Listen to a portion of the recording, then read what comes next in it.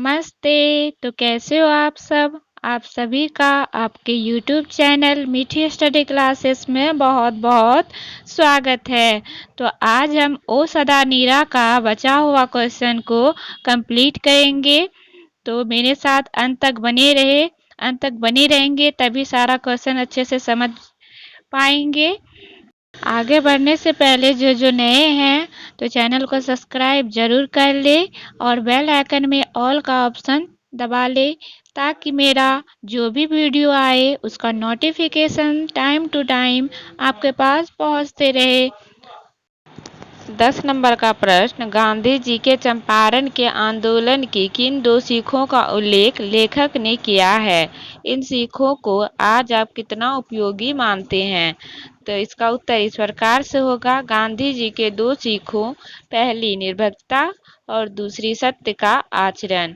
निर्भीकता जीवन का बहुत महत्वपूर्ण आचरण है जिसके न होने से पशुता और मनुष्यता में फर्क कठिन हो जाता है। सत्य के लिए निर्भीकता निहायत जरूरी है। निर्भीक होने का अर्थ है अपनी सच्ची बात पर अडिग रहना। निर्भीक होना और उदंड होना अलग है। उदंडता एक निषिद्ध आचरण है जबकि निर्भीक होना निहायत जरूरी। सत्य का आचरण एक ऐसी चीज है जिससे ना होने पर संसार का अस्तित्व ही संकट में हो जाए। बिना तथ्य की जानकारी के कोई बात कहना अफवाह उड़ना है। विश्वास की नींव सत्य के आचरण पर ही टिकी है। गांधी जी बिना कोई बात परखे सत्य की जांच के नहीं कहा करते थे। यह उनके जीवन का संबल था। यही हमारे जीवन का भी होना चाहिए क्योंकि इसके ना होने से हम मानव कहलाने का गौरव खो देते हैं और हमारा अस्तित्व जो विश्वास के बुनियाद पर खड़ा है समाप्त हो जाएगा। 11 नंबर का प्रश्न, यह पाठ आपके समक्ष कैसा प्रश्न खड़ा करता है? तो इसका उत्तर इस प्रकार से होगा। यह पाठ हमारे समक्ष यह प्रश्न खड़ा करता है कि जो जैसा करता है वैसा ही पाता है। नदी के साथ मानव ने दुर्व्यवहार किया, नदी का अस्तित्व खतरे में डाला तो नदी ने भी बाढ़ लाकर मानव को खतरे में डाला। तो इससे यह पता चलता है कि जो जैसा करता है वह वैसा ही पाता है। 12 नंबर का प्रश्न है, अर्थ स्पष्ट कीजिए। तो क नंबर में वसुंधरा भोगी मानव और धर्मार्थ मानव एक ही सिक्के के दो पहलू हैं। तो इसको इस तरह से लिखेंगे, पंक्ति दिया हुआ है तो कोई भी पंक्ति दिया रहे तो उसको जो भी कहानी से या निबंध से जिससे भी लिया गया है उसका और जा करके जो लेखक लिखे हैं उसका नाम देने से तो सबसे अच्छा होता है। तो इस तरह से इसको लिखेंगे। प्रस्तुत पंक्ति जगदीश चंद्र माथुर के ओ सदा नीरा से ली गई है।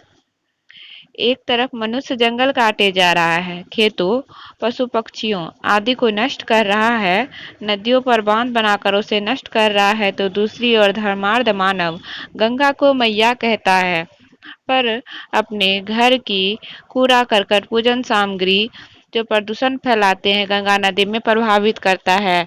इस प्रकार दोनों इस प्रकृति को नष्ट करने में लगे हुए हैं और कहा जा सकता है कि वसुंधरा भोगी मानव और धर्मार्थ मानव एक ही सिक्के के दो पहलू हैं।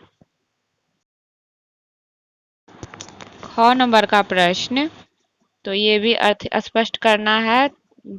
तो पंक्ति इस तरह से है, कैसी है चंपारण की यह भूमि, मानो विश्वरीत के हाथों अपनी बड़ी से बड़ी निधियों को सौंपने के लिए प्रस्तुत रहती है। तो इसको इस तरह से लिखेंगे। तो प्रस्तुत पंक्ति जगदीश चंद्र माथुर के ओ सदा नीरा से ली गई है।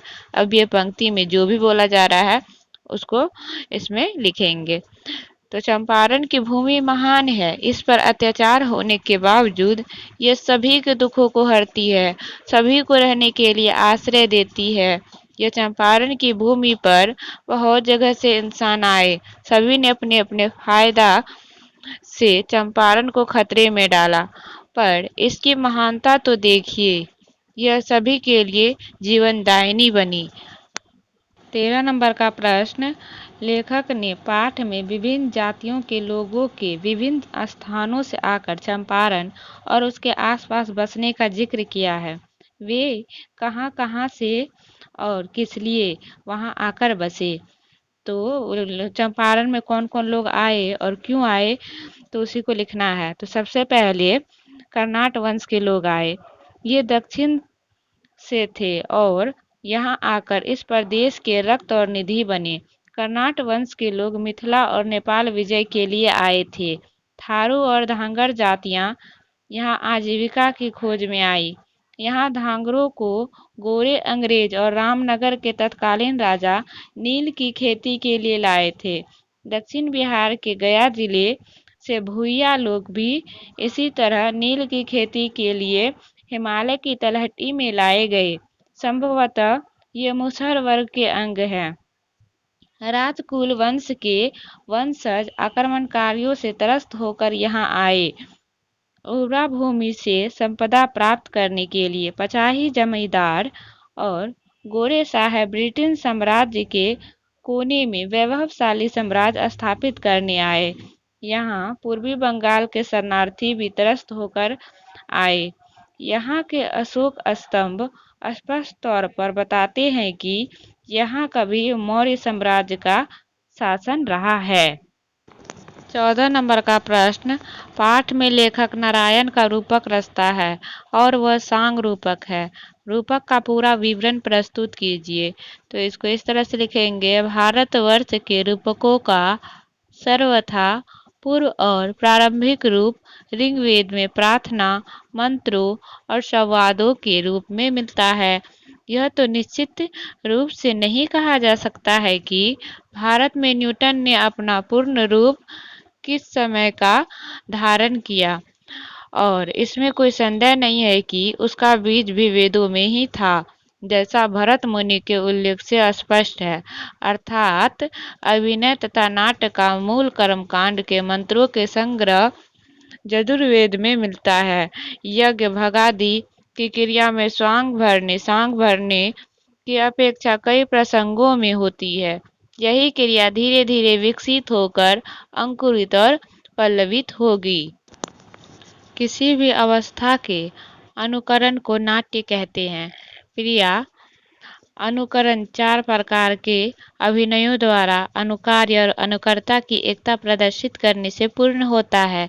नाटक के पात्र के साथ एकता दिखाने के लिए अभिनेता को उठना बैठना, चलना फिरना इत्यादि सब व्यवहार उसी के समान वस्त्राभूषण पहनने चाहिए और उसी के समान अनुभूति भी दिखानी चाहिए। नाट्य शास्त्रकारों ने रूपक के सहायक या उपकरण नृत्य और नृत्य माने हैं। किसी भाव को प्रदर्शित करने के लिए विशेष के अनुकरण को नृत्य कहते हैं। इसमें आर्थिक अभिनय की प्रधानता रहती है। लोग इसे नकल या तमाशा कहते हैं। अभिनय रहित केवल नाचने को नृत्य कहते हैं। जब इन दोनों के साथ गीत और कथन मिल जाते हैं, तब रूपक का पूर्ण रूप उपस्थित हो जाता है। शास्त्रकारों का कहना है कि नृत्य भावों के आश्रित और नृत्य ताल तथा सह के आश्रित रहते हैं और रूपक रसों के आश्रित रहते हैं। इस प्रकार रसों का संचार करने में अनुभव, विभाव आदि सहायक होते हैं। उसी प्रकार नाटकीय रसों की परिपुष्टि में नृत्य आदि भी सहायक का काम लेते हैं। इन्हीं बातों को ध्यान में रखकर 2 भेद किए गए हैं, रूपक तथा उपरूपक। रूपकों में रस की प्रधानता रहती है। उपरूपक में नृत्य, नृत्य आदि की नृत्य मार्ग, नृत्य जैसी भिन्न भिन्न देशों भिन्न भिन्न प्रकार का महत्व होता है। 15 नंबर का क्वेश्चन, नीलहे गोरो और गांधी जी से जुड़े प्रसंगों को अपने शब्दों में लिखिए। तो इसमें नीलहे गोरे और गांधी जी के बारे में जो जो भी लाइन आया है उसको लिखना है ओ सदा नीरा में। तो क्या क्या लाइन आया है ओ सदा नीरा में, तो देख लीजिए। तो उत्तर इस प्रकार से है, चंपारण में रैयतों और किसानों पर नीलहे गोरों का अत्याचार चरमोत्कर्ष पर था। ये नील्हे गोरे उसके साथ पशुवत व्यवहार करते थे। पूरे चंपारण पर उन दिनों उनका साम्राज्य था। जिन रास्तों से नील्हे गोरे की सवारी जाती थी, उन पर हिंदुस्तानी अपने जानवर नहीं ले जा सकते थे।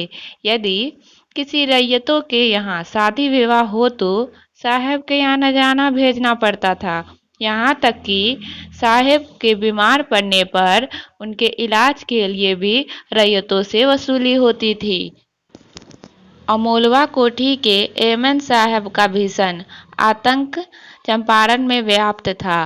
किसी रैयत के झोपड़ी में आग लगा देना, किसी को बिना गलती के जेल में डाल देना उनका रोज का काम था। तत्कालीन शासन नील्हे गोरे के हाथ का पुतला था।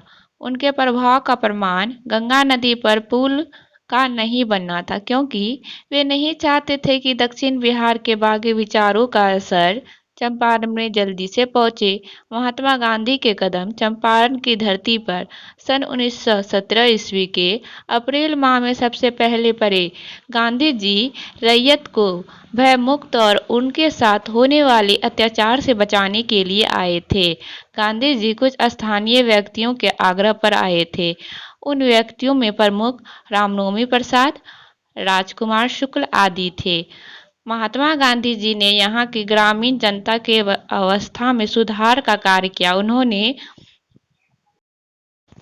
उन्होंने ग्रामीण बच्चों की शिक्षा के लिए 3 विद्यालय खुलवाए। सभी जगह बाहर से शिक्षक लाकर तैनात किए ताकि बच्चों को अच्छी शिक्षा मिल पाए। तो यहाँ पे जो थे नील्हे गोरे यानी कि अंग्रेज अपना पूरे शासन जमा लिए थे और जाकर के गांधी जी उसी से छुटकारा दिलाने के लिए वो यहाँ पे चंपारण आए थे सन 1917 ईस्वी में। तो और किसानों को भयमुक्त किए और नील की खेती से आज़ादी दिलवाए और जाकर के रैयतों सबसे जो उस पर रैयत सब पे जो अत्याचार करते थे नीले गोरे उससे छुटकारा दिलाए।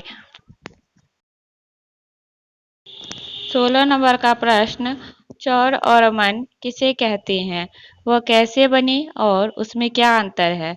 चंपारण में गंडक घाटी की दोनों और विभिन्न आकृतियों के ताल दिख पड़ते हैं। ये कहीं उथले तो कहीं गहरे हैं। सभी प्राय टेढ़े मेढ़े किंतु शुभ्र एवं निर्मल जल से पूर्ण है। इन तालों को चौर और मन कहते हैं।